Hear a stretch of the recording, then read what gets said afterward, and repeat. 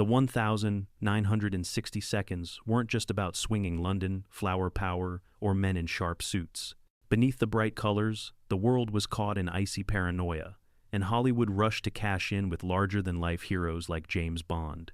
But here's the twist. While 007 grabbed the spotlight, a darker breed of spy thrillers slipped under the radar. Gritty, tense, and disturbingly real. So, why did Americans miss them? The answer may rattle you more than the films themselves. The Spy Who Came In from the Cold 1965. Forget tuxedos and gadgets. This film gives you espionage as a slow, cold grind. Richard Burton plays Alec Leamas, a washed-up British agent sent to East Germany. His mission? To bait the enemy into a trap. But from the very start, the whole thing feels less like a grand adventure and more like a slow walk into quicksand. Burton isn't glamorous here. He's worn down, bitter, and visibly tired of the so-called game. That weariness is the point. The movie, adapted from John le Carré's classic novel, drags viewers into the psychological tug-of-war that real agents likely faced. Nothing is clean. Every smile might hide a lie, and every ally could be planning betrayal. The sets match the mood. Gray, fog-drenched streets, and dim interrogation rooms that feel like cages. Even the dialogue is sharp and suffocating, pulling you deeper into a story where there's no clear good or bad, only different shades of manipulation. When it came out, many American audiences didn't know what to make of it. Where were the car chases, the clever gadgets? Instead, what they got was a brutal reminder that spy work was built on lies, stacked so high you couldn't tell the truth anymore. Burton's performance earned him awards, but the movie was too grim for mass appeal. Overlooked then, it's now regarded as one of the most authentic spy thrillers ever made. If Bond was the champagne of the decade, this film was the bitter aftertaste of reality. The Quiller Memorandum, 1966. Berlin, a city sliced in two, still scarred from the last war, and already the front line of the next. That's the backdrop for the Quiller Memorandum, a spy thriller that oozes atmosphere. George Segal plays Quiller, an American sent to infiltrate a neo-Nazi group operating in West Berlin. But instead of shooting his way through the plot, Quiller stumbles, hesitates, and often looks like he's out of his depth. And that's exactly what makes it work. Every scene in this film is soaked in tension. There are no flashy casinos or beaches here. Instead, we get shadowed alleys, dim cafes, and streets where silence feels heavier than dialogue. Director Michael Anderson uses Berlin itself as a character, broken, suspicious, and divided. You're never sure if Quiller is on the right path or walking into yet another trap. That uncertainty is the movie's heartbeat. The villains aren't cartoonish either. They're unsettling because they're ordinary, blending into the fractured city like everyone else. And the supposed allies? Not much better. The British handlers guiding Quiller come across as cold, detached, and just as willing to sacrifice him as the people he's chasing. It's espionage stripped of glamour, leaving only paranoia. Audiences in the US found it too slow, too subtle, but that subtlety is exactly what makes it timeless. The film thrives not on explosions, but on the kind of psychological pressure that keeps you awake after the credits roll. Watching Quiller is less about action and more about survival, his and yours. Forgotten by many, it's a gem for anyone who wants to see the Cold War at street level, where trust was the most dangerous gamble. The Defector, 1966. Montgomery Clift's final role is not glamorous, not heroic, it's suffocating. In The Defector, Clift plays a physicist tricked into East Germany, told he's just doing academic work. But the truth creeps in fast.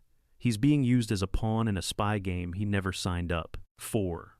The walls close in, surveillance follows every step, and what begins as a quiet visit spirals into a web of suspicion and control. Clift's health was fragile during filming, and that fragility bleeds into every frame. He doesn't look like a Hollywood hero. He looks like a man unraveling under pressure, barely holding it together. That raw humanity makes the film unforgettable. When his character stares into the faces of his interrogators, it's not just acting, it's lived exhaustion. You believe he's a man out of his depth, drowning in a world designed to trap him. What sets The Defector apart is its honesty. There are no fancy escapes or slick shootouts.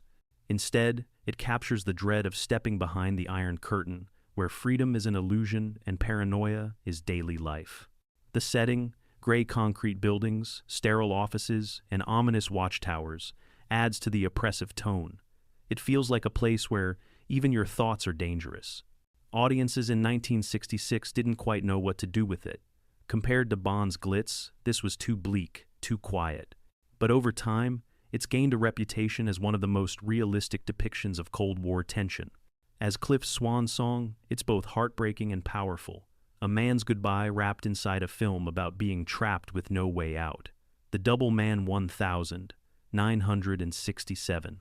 Imagine losing someone close to you and then being told the death might not be an accident, it might be a setup.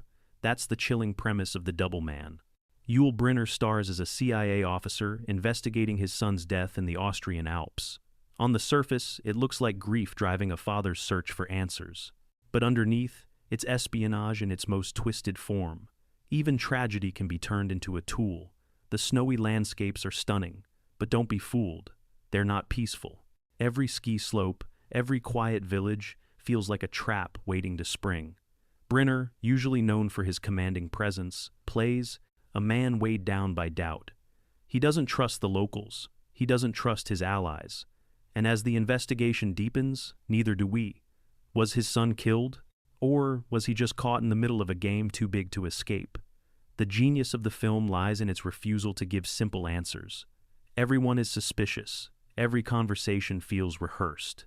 Friends might be enemies, and enemies might be playing an even bigger game.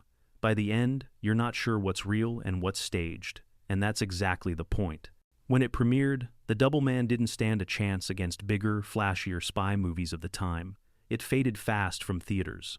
But today, it feels like a forgotten gem, a story about how in the Cold War, even grief wasn't safe. Governments and agencies would twist anything, family included, if it gave them the upper hand. Funeral in Berlin, 1966. If James Bond was the polished side of British espionage, Harry Palmer was its dirty shoes. Funeral in Berlin, the second film in Michael Caine's Palmer series, drops us into a story that's less champagne and more cigarette smoke. Here, Palmer is sent to arrange the defection of a Soviet officer. Sounds simple? It isn't. Nothing about Berlin in the 1960 seconds was simple. The Berlin Wall looms over the film like a concrete character of its own. Every crossing feels like Russian roulette. Every handshake could be a setup. Palmer isn't a dashing hero. He's sarcastic, skeptical, and constantly questioning the motives of everyone around him, including his own superiors. That cynicism makes him relatable in a way Bond never was. He knows he's expendable, and he acts like it. Director Guy Hamilton leans hard into the grit. The city looks cold, gray, and unforgiving. Meetings happen in back alleys, shadowed apartments, and offices where the blinds are always half closed. The suspense doesn't come from action set pieces. It comes from conversations where you can feel the lies piling up. American. Audiences gave it less attention, overshadowed by the louder Bond franchise. But Funeral in Berlin carved out its own space. It showed espionage as a job, not an adventure, and in doing so, it gave viewers a story that felt far closer to reality than Bond ever did. Today, it stands tall as one of the sharpest portrayals of Cold War mistrust, a reminder that the enemy wasn't always across the border. Sometimes, he was sitting in the chair right next to you. The Deadly Affair 1966. If you thought John le Carré's world was all about spies dodging bullets, think again. The Deadly Affair takes you somewhere quieter, darker, and far more unnerving. James Mason stars as Charles Dobbs, a weary British officer investigating the apparent self-destruction of a government employee. But like all good spy stories, nothing is what it seems. The deeper Dobbs digs, the murkier everything becomes. Unlike Bond, Dobbs doesn't swagger. He shuffles. He's worn down, burdened by bureaucracy, and endlessly suspicious. Mason captures that exhaustion beautifully, giving us a character who feels painfully real. The cinematography mirrors his unease. Every shot seems dipped in shadows. London feels drained of color, a city as tired as the man investigating its secrets. What sets The Deadly Affair apart is its quiet tension. Conversations stretch longer than you expect, every pause heavy with doubt. The film doesn't rely on car chases or gadgets, it thrives on paranoia. You're always waiting for the floor to give way. And when it does, it's not an explosion that shakes you. It's the revelation that even the people closest to you can't be trusted. Critics praised it, but audiences in the US largely skipped over it. Too subtle, too bleak, they said. Yet that's its power. This isn't espionage as fantasy, it's espionage as slow decay. By the end, you don't feel like you've watched a spy solve a case. You feel like you've been dragged through the mud alongside him, and that makes it unforgettable.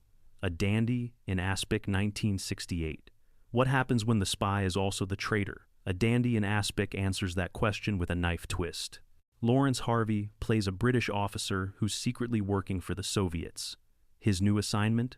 Hunt down a double agent in Berlin. The cruel irony is that the double agent is him. It's the kind of setup that turns every scene into a ticking clock. Harvey's performance is cold, brittle, and fascinating.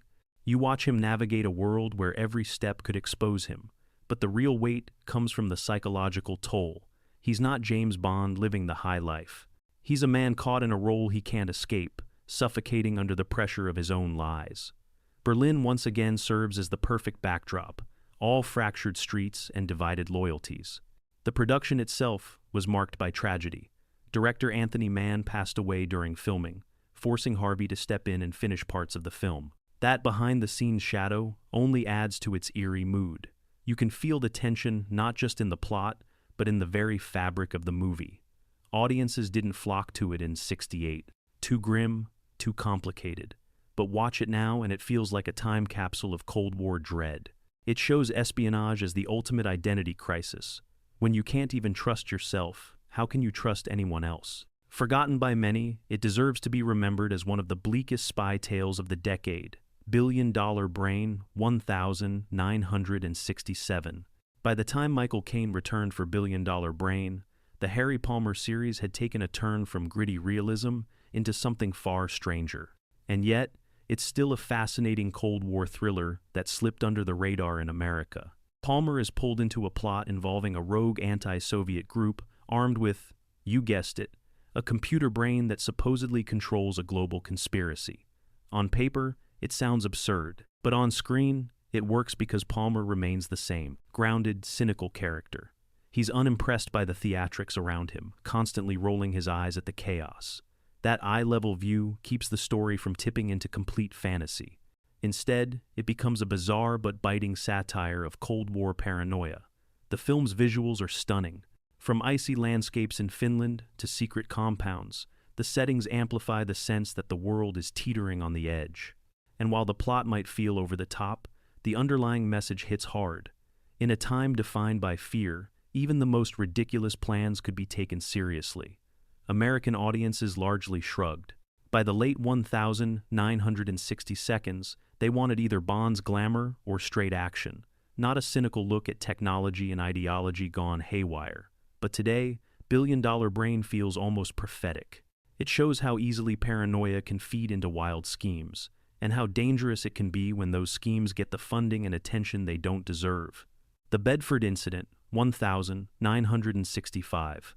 Imagine being trapped on a destroyer in the icy North Atlantic, while your captain stares down a Soviet submarine like it's a personal duel.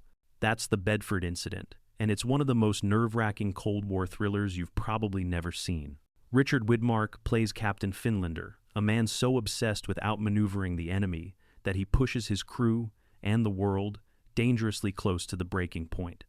The setup is claustrophobic. Aboard the ship, tension simmers with every sonar ping and every uneasy glance. Sidney Poitier plays a journalist on board, observing the madness unfold in real time.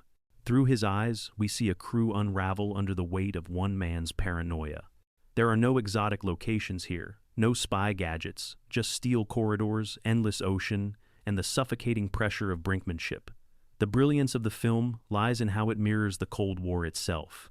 Both sides stuck in a staring contest, knowing one wrong move could end everything. It's less about action and more about psychology, watching a crew slowly realize that their biggest threat might not be the enemy sub, but their own captain's pride. American audiences wanted escapism in the mid-60 seconds. Instead, this film gave them a reminder of how close the world really was to disaster. It didn't land big at the box office, but its ending remains one of the most chilling gut punches of the era. Forgotten by many, the Bedford Incident proves that sometimes the scariest battles aren't fought with guns, they're fought inside a single man's head. The Looking Glass War 1969. John le Carré adaptations rarely hand you happy endings, and The Looking Glass War is no exception. Anthony Hopkins stars as a young recruit sent on a dangerous mission into East Germany. The catch? He's barely trained. From the very first moment, you sense the entire operation is set up to fail. This isn't the sleek side of espionage. It's paperwork, miscommunication, and men in shabby offices making decisions that cost lives. Hopkins brings a tragic sincerity to his role, playing a rookie who believes he's part of something noble.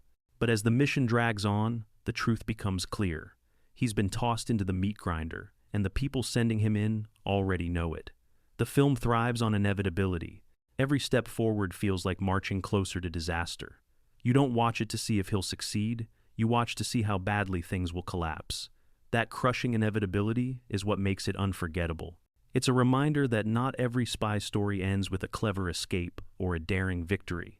Sometimes it ends with silence. Audiences in America were lukewarm, too downbeat, too slow, they said. But that's exactly what makes it powerful. It strips away the fantasy and shows espionage as the bureaucratic, grinding machine it often was. Watching it today, The Looking Glass War feels like a cautionary tale about wasted lives and wasted missions, one that hits harder than ever. The Chairman 1969. Gregory Peck may be best remembered for noble roles, but in The Chairman, he steps into something stranger. He plays a scientist sent to China to retrieve a formula that could tip the global balance. But here's the kicker. He's implanted with a device that allows his handlers back home to listen in on everything and shut him down if necessary. Talk about pressure. The film mixes espionage with science fiction, and the result is tense in a very different way. Every conversation Peck's character has carries the weight of knowing he's never really alone. That invasion of privacy, that constant monitoring, becomes as important to the story as the mission itself. You start to feel the paranoia right alongside him. The Chinese setting adds another layer, giving audiences a glimpse into a world rarely portrayed in Western spy films of the time. Instead of glamorous casinos, we get industrial backdrops, rural compounds, and a sense of surveillance that feels inescapable. When it hit theaters, American viewers weren't quite sure how to take it. Too odd for a straight spy thriller, too grounded for science fiction. But that uniqueness is why it's worth revisiting. It shows how the Cold War didn't just play out in Europe, it stretched across continents, and the fear of betrayal was universal. The Chairman may not have the polish of Bond, but it has something else, a suffocating sense of what it means to never be in control of your own fate. The Manchurian Candidate 1962. It's hard to believe now, but The Manchurian Candidate wasn't an instant hit. Today, it's considered one of the greatest thrillers ever made, but when it first landed in the early 60 seconds, many American audiences brushed past it. Maybe it was too close to home. Maybe it felt too uncomfortable. Whatever the reason, this razor-sharp story about brainwashing and hidden agendas slipped through the cracks. Frank Sinatra plays a soldier caught in a conspiracy involving his own platoon, a decorated war hero, and political ambitions that reach terrifying heights. The brilliance lies not in action, but in paranoia. Every handshake, every smile, hides something darker. The story digs into the idea that the real danger doesn't always come from outside. It can come from the people sitting across your dinner table. Director John Frankenheimer crafts it like a waking nightmare. The black and white photography adds to the unease, making even ordinary scenes feel haunted. And Angela Lansbury delivers one of the most chilling performances of the decade, playing a character whose control and manipulation are unforgettable. It was ahead of its time, and maybe that's why audiences overlooked it at first. But history has since redeemed it, cementing The Manchurian Candidate as the blueprint for paranoid thrillers. Without it, half the spy films of the 60 seconds wouldn't exist. If you want to understand the roots of Cold War cinema, this is the film that planted them. So, there you have it. 12 Cold War thrillers from the 1960 seconds that slipped through the cracks, overshadowed by martinis and tuxedos. These weren't glossy fantasies. They were stories of paranoia, sacrifice, and the quiet terror of a world on edge. Which of these overlooked gems do you think deserves a revival? Drop your thoughts in the comments, hit that subscribe button, and remember, in the Cold War, the most dangerous enemy was often trust itself.